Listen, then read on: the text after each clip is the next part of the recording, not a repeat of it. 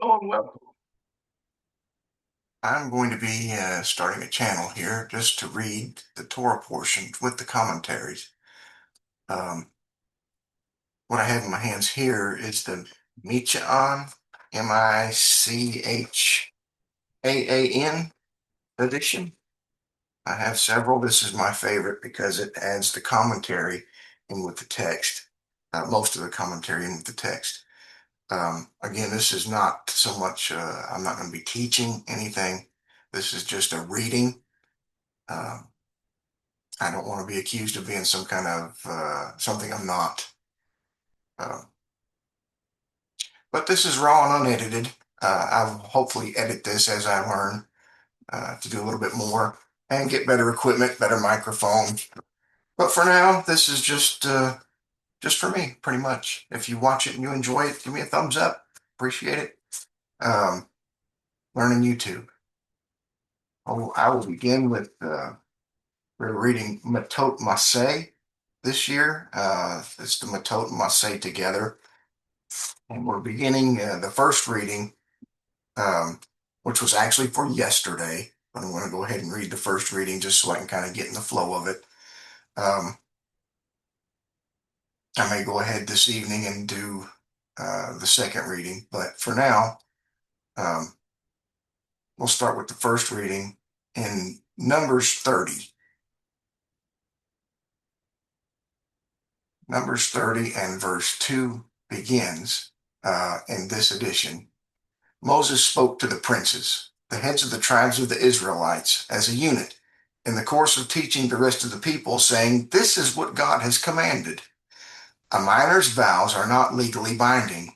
If an adult man over 12 years old makes a vow to God or makes an oath to prohibit himself from doing something otherwise permitted to him, he has not profaned his word. Rather, he must fulfill whatever he said.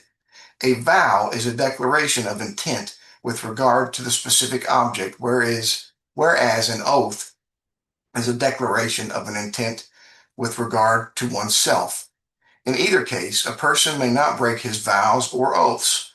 However, if an expert sage or a tribunal of three non-experts deems it necessary, he or they can declare the vow to be retroactively void.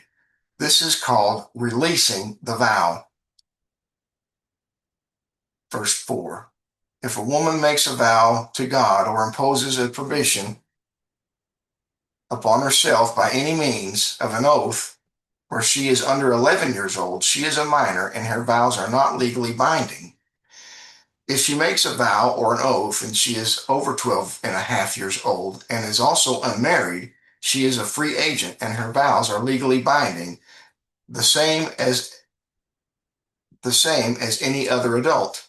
However, if she is both in her father's house, in other words, she's still unmarried and therefore under his sole jurisdiction, and she is also in her youth, that is, between the ages of 11 and 12 and a half, then the following special laws apply to her. If her father heard her vow or her prohibition that she so imposed upon herself by taking an oath, and yet her father remains silent, and thus confirms her vow or oath, all her vows in such cases will be binding, and also any prohibition that she has imposed upon herself in such cases will be binding. But if her father hinders her on that day, on the day he hears this vow or oath, by annulling it, declaring it null and void, all her vows and her prohibitions that she has imposed upon herself and he has so annulled will not be binding. God will forgive her if, before becoming aware that her father annulled her vow or oath, she transgressed it, because her father already hindered her, preventing the vow or oath from taking force. If between the ages of 11 and 12 and a half, she becomes betrothed to a man while her vows are in force, or the oaths she made by an utterance of her lips, and that she thereby imposed upon herself are in force, her father having neither annulled them nor confirmed them. and her fiance hears about them, but remains silent on the day he hears about them, her vows will remain binding, and her prohibition that she has imposed upon herself by taking an oath will remain binding. By remaining silent, her fiance has confirmed them. But if her fiance, together with her father, hinders her on the day he hears it, he thereby annuls the vow that she had taken upon herself and the utterance that she had imposed upon herself by taking an oath. And God will forgive her if she transgresses it unaware that it has been annulled. If the engagement is broken off while the woman is still in this age range, she returns to the jurisdiction of her father, and the laws governing a single girl of this age apply to her.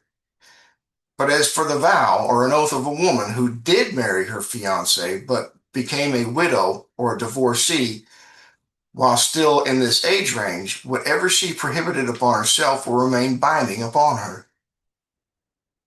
Once she is fully married, her father no longer has jurisdiction over her, even if she subsequently becomes widowed or divorced.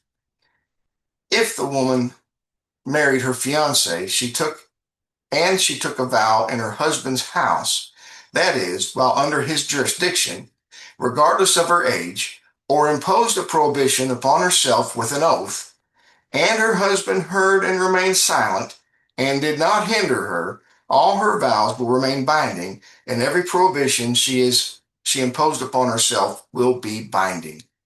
By remaining silent, he has implicitly confirmed her vow or oath. If, on the other hand, her husband annuls them on the day that he hears them, anything issuing from her lips regarding her vows or self-imposed prohibitions will be binding. Her husband has annulled them. Will not be binding. Her husband has annulled them, and God will forgive her. If unaware that he has annulled them, she transgresses them. Her husband does not have control over all her vows and oaths. He can either uphold or annul any vow or binding oath of self-affliction that affects their relationship. Regarding the period in which the husband may annul such vows or oaths, if her husband remains silent from the time he heard about them on one day until the beginning of the next day, that is, until nightfall after he heard about them, he has, by virtue of remaining silent, upheld all the vows and prohibitions she has assumed. He has upheld them since he remained silent on the day he heard it. But if he then changes his mind and annuls them after having heard them and confirmed them by remaining silent until to the end of day, or by saying, I approve, this will not be a valid annulment. Therefore, he will bear her iniquity if she transgresses her vow or oath, thinking he has annulled it. These are the rules that God commanded Moses concerning a man and his wife and a father and his daughter in her youth while in her father's house. The sage, or tribunal, can release the vow while the father, husband, or fiance can annul the vow, but not vice versa. The Torah now returns, chapter 31, verse 1. The Torah now returns to the historical narrative, continuing with the aftermath of the incident of Shittim and the preparations of Moses' death. As we see above, God told Moses to distress the Midianites, and that soon he would have to attack them directly. God now spoke to Moses, saying, Take revenge on behalf of the Israelites against the Midianites. Afterwards you will die and be gathered to your people. Even though Moses understood that he would die soon after the battle, he nevertheless did not delay to go do God's bidding. Moses spoke to the people, saying, Arm from among you righteous men of the army, and they can do battle against Midian and carry out the revenge of God against Midian. God had just described this battle as the revenge of the Israelites. But since whoever is an enemy of the Jewish people is an enemy of God, the two concepts are equivalent. Moses continued, You must send 1,000 of these men from each tribe, from all the tribes of Israel, including the tribe of Levi, which normally is exempt from military service, into the army. From the thousands of Israelites, 1,000 men were given for each tribe against their will, because they understood that fighting this battle would hasten Moses' death. Even though the Jews harassed Moses continuously since the Exodus, they really valued him and tried to forestall losing him. Nonetheless, they reluctantly submitted to God's will, and there were thus 12,000 armed for battle. Moses sent them, the 1,000 from each tribe, to the army. Because the excessive plunder from the battles with Sihon and Og had left the Israelites morally lax and susceptible to Balaam's plot, Moses told them not to take any booty from this battle. In order to increase their spiritual merits, he sent them to the army along with Pinchas, son of Eleazar the priest, for his merit equaled that of the rest of the army. Pinchas went out with the sacred utensils, the ark that always accompanied the Israelites in the battle, and the high priest's forehead plate, which could resist the power of magic, and the trumpets for sounding during battle, in his possession. They mounted an attack against Midian, as God commanded Moses, and they killed every adult male.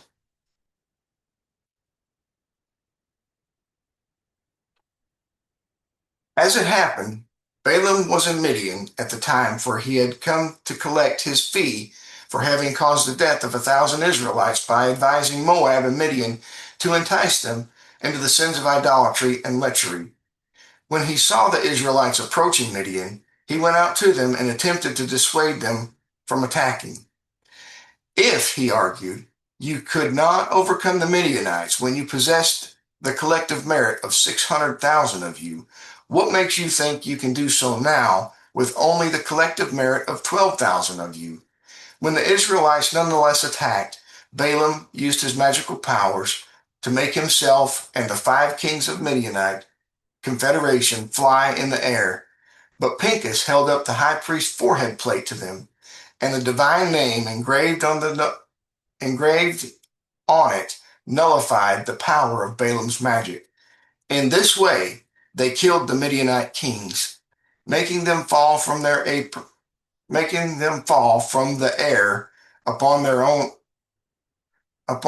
own slain.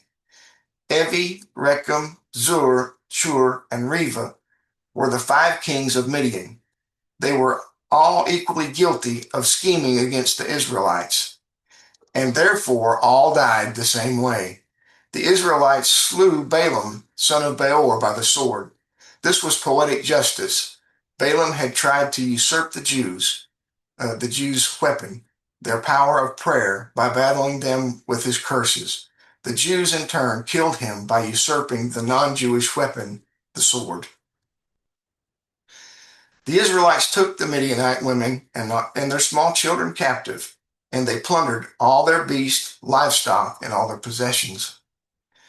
They set fire to all their residential cities and also to their castles, in which their political and religious leaders lived.